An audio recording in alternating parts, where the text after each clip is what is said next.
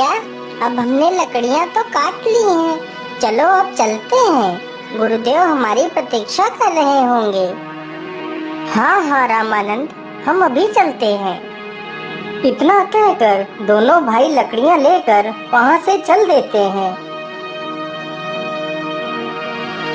गुरुदेव, आंखें खोलिए गुरुदेव, देखिए हम लकड़ियाँ लेकर आ गए हैं। ठीक है पुत्र, तुम इन लकड़ियों को बाजार से बेचकर कुछ राशन ले आओ। हमारे पास तो जितना धन था वह समाप्त हो चुका है। परंतु गुरुदेव, आपको धन की क्या आवश्यकता है?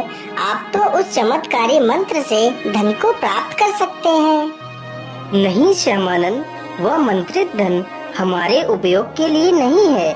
वह मंत्रित धन जगत कल्याण के लिए ही है, जिस मंत्र का उपयोग मैं 1 वर्ष में सिर्फ एक बार ही कर सकता हूँ। श्यामानंद, तुम जल्दी से बाजार से लकड़ियाँ बेच आओ, कल सुबह हमें शहर के लिए प्रस्थान करना है।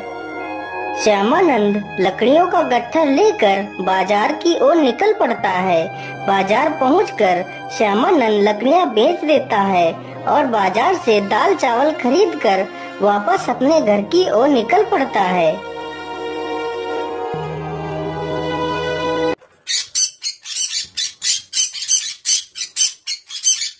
अरे, ये किसकी आवाज है? मुझे लगता है या तो एक पक्षी की आवाज है जो किसी मुसीबत में लगता है। अरे, या तो एक तोता है। मुझे इसकी जान बचा लेनी चाहिए, नहीं तो यह बाज उसे मार डालेगा।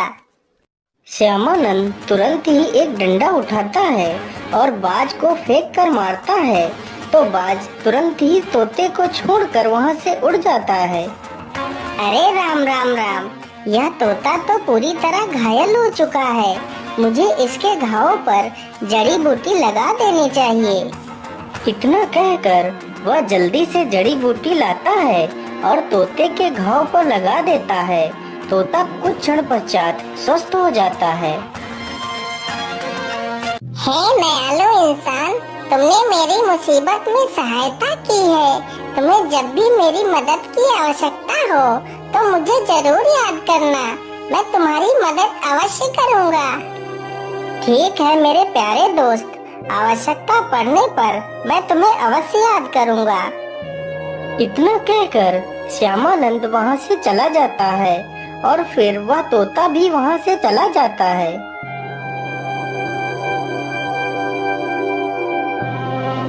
सुबह होते ही वह दोनों शिष्य तथा वह साधु तीनों शहर की ओर निकल पड़ते हैं। चलते चलते वह तीनों एक जंगल से गुजरते हैं। अरे ठहरो तुम तीनों, इतनी जल्दी भागते हुए तुम लोग कहाँ चले जा रहे हो? हम तीनों शहर जा रहे हैं, लेकिन आप लोग कौन हो? हम तीनों इस जंगल के डाकू हैं। डाकू? लेकिन डाकू जी, आपने हमारा रास्ता क्यों रोका है? हमें जाने दीजिए। हाँ हाँ, जरूर चले जाओ, लेकिन उससे पहले तुम्हारे पास जितना भी धन है वो हमें दे दो, फिर आराम से चले जाना। लेकिन डाकू जी, हमारे पास तो कुछ भी धन नहीं है। क्या बोला? धन नहीं है? हमें मूर्ख बना रहा है। नहीं नहीं डाकू जी, हमारे पास कोई धन नहीं है, मैं सच कह रहा हूँ। अरे लाखन, मुझे लगता है इनके पास कोई धन नहीं है, हमें इन्हें छोड़ देना चाहिए। अरे नहीं नहीं, बड़े दिनों के बाद तो कोई शिकार हाथ लगा है और तुम कह रहे हो इन्हें छोड़ दो।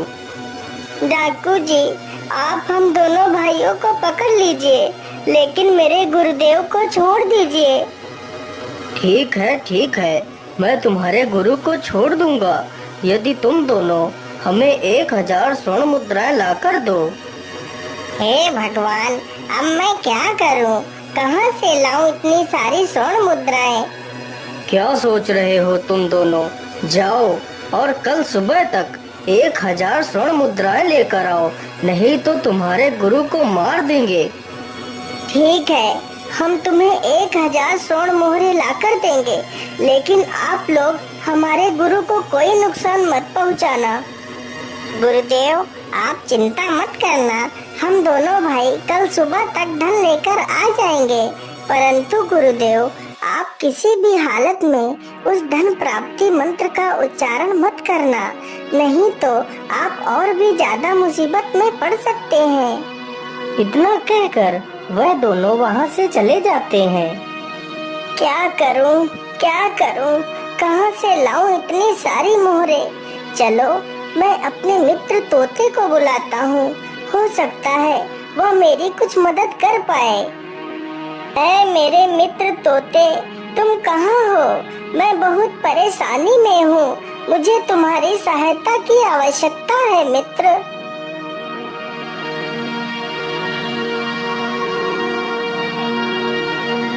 अरे, यह आवाज तो मेरे मित्र की है, चलो चलकर देखता हूँ।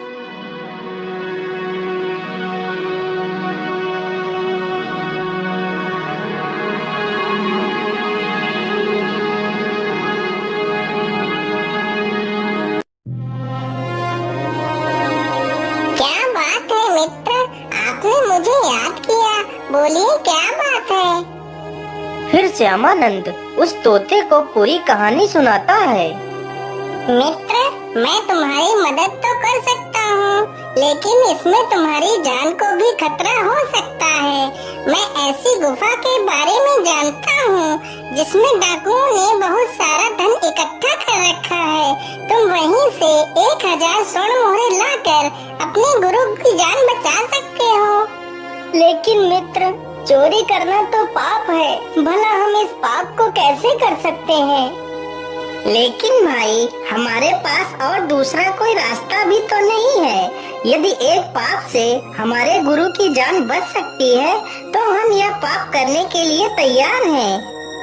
चलो मित्र, हमें उस गुफा के पास ले चलो। मित्र, मैं तुम्हें गुफा के पास तो ले चलूंगा, लेकिन याद रहे, रात्रि होने से पहले उस गुफा से हमें बाहर आना होगा, क्योंकि रात्रि होते ही वह डाकू गुफा में आ जाते हैं। फिर वह तोता दोनों भाइयों को गुफा के पास ले जाता है।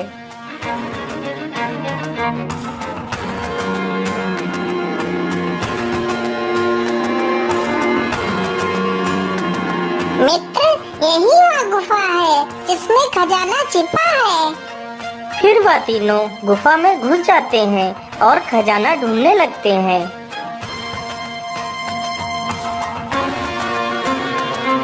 अरे मित्र, हम इस गुफा में तो आ गए हैं, लेकिन खजाना तो कहीं दिखाई नहीं दे रहा। ढूंढते रहो मित्र, खजाना यहीं कहीं होगा। अरे, यह कुआं कैसा है?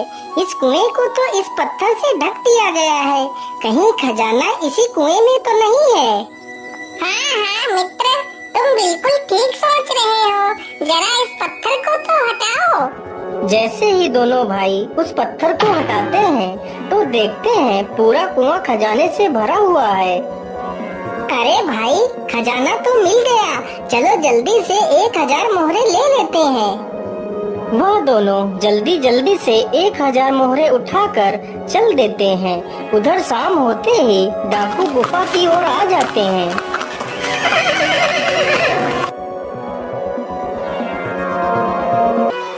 अरे भाई, यह आवाज तो किसी के अंदर आने की लग रही है। हाँ मित्र, मुझे लगता है वह डाकू आ गए हैं, चलो जल्दी से छिप जाते हैं।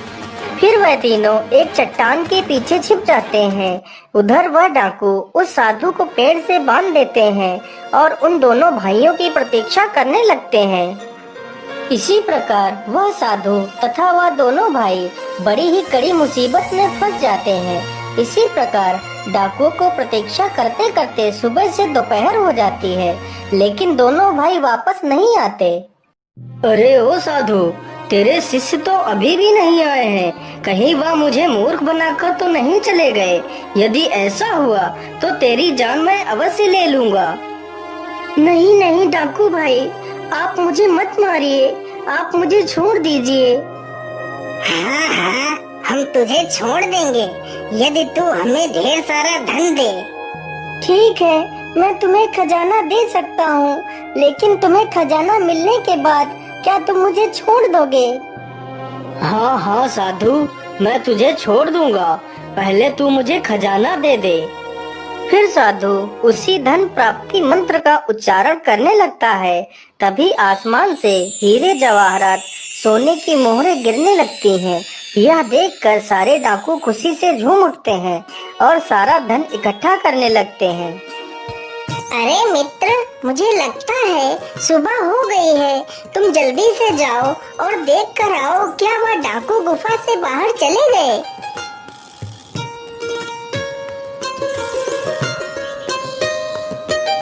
नहीं मित्र, अभी वह डाकू सो रहे हैं। हे भगवान, सुबह हो गई है।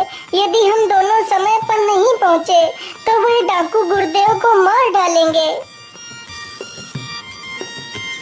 हे साधु, तुमने मेरे कहे अनुसार मुझे इतना सारा धन दिया है, इसलिए मैं तुम्हें आजाद करता हूँ। ठहर जाओ लाखन, ये सारा धन मेरे हवाले कर दो, नहीं तो तुम सब लोग मारे जाओगे। अरे छगन भाई, आप यहाँ? अरे छगन भाई, हम तो डाकू हैं, इसलिए हम तो भाई भाई हुए। हमें मारकर आपको क्या मिलेगा? यह खजाना मुझे तो इस साधु ने अपने मंत्रों की सिद्धि से दिया है। तुम हमें छोड़ दो, इस साधु को पकड़ लो। नहीं नहीं डाकू जी, मैं तुम्हें खजाना नहीं दे सकता। वह मंत्र मैं 1 वर्ष में सिर्फ 1 बार ही उपयोग कर सकता हूँ।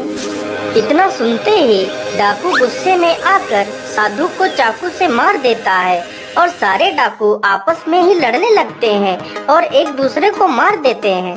बस 2 ही डाकू बचते हैं। अरे शेर सिंह, अब हम 2 ही बचे हैं। अब हम ऐसा करते हैं, यह सारा धन आपस में आधा आधा बांट लेते हैं। हाँ सरदार, यही ठीक रहेगा। चलो जल्दी से यह सारा धन 2 हिस्सों में बांट लेते हैं।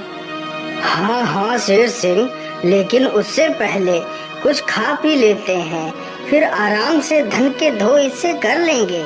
शेर सिंह, तुम बाजार जाओ और कुछ खाने के लिए ले आओ, तब तक मैं खजाने की देखरेख करता हूँ। ठीक है सरदार, मैं अभी खाना लेकर आता हूँ। मेरा नाम लाखन है बेटा, मैं ऐसे ही नहीं तुम्हारा सरदार बना। यह खजाना सिर्फ मेरा है। मेरा नाम भी शेर सिंह है। मैं तुझे ऐसे नहीं छोड़ूंगा। वह सारा खजाना सिर्फ मेरा है। फिर वह बाजार से खाना खरीद कर लाता है और उसमें जहर मिला देता है। अब यह खाना लाखन खाएगा और ढेर हो जाएगा, फिर सारा खजाना मेरा होगा। अरे सरदार, तुम कहाँ हो? देखो मैं खाना लेकर आ गया हूँ। लाखन एक पेड़ के पीछे छिपकर यह सब देख रहा था। जैसे ही शेर सिंह पीछे की ओर मुड़ता है, तभी लाखन पीछे से शेर सिंह को तलवार से घायल कर उसे मार देता है। चलो, मेरा आखिरी कांटा भी निकल गया। अब यह सारा धन मेरा है। चलो जल्दी से यह खाना खा लेता हूँ, फिर यह सारा धन उठाकर यहाँ से भाग जाऊंगा।